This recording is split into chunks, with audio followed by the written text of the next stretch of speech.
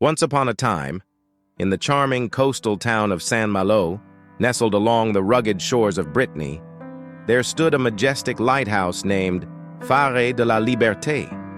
This iconic structure had been guarding the French coastline for generations, its sturdy frame weathering storms and guiding ships safely to harbor. But little did the townsfolk know, the heartwarming tale of the lighthouse's caretaker, Madame Elise Dubois, was as intriguing as the beacon she tended. Madame Dubois, a sprightly woman in her 60s with a heartwarming smile, had been the guardian of Phare de la Liberté for as long as anyone could remember. Her connection with the lighthouse was more than just professional. It was a bond woven with the threads of love and dedication. The townspeople often joked that she knew the lighthouse's every nook and cranny better than her own cozy cottage.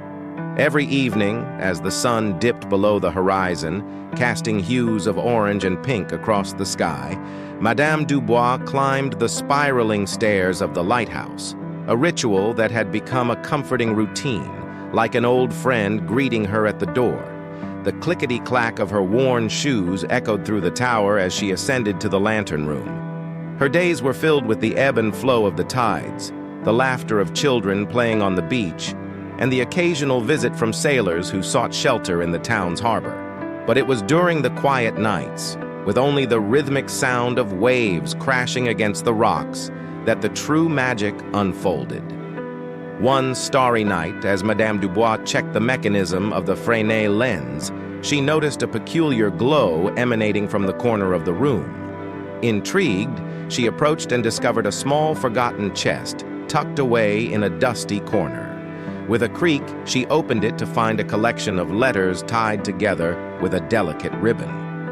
As she unfolded the first letter, she discovered it was from her late husband, Pierre Dubois, who had served as the lighthouse keeper before her. The letters chronicled their life together, filled with tales of storms weathered, ships guided to safety, and the unspoken bond between them and the lighthouse.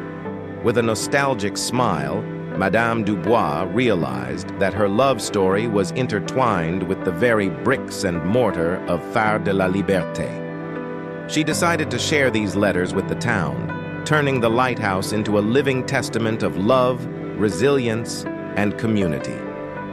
News spread like wildfire, and soon the citizens of Saint-Malo gathered at the lighthouse to hear Madame Dubois recount her cherished memories.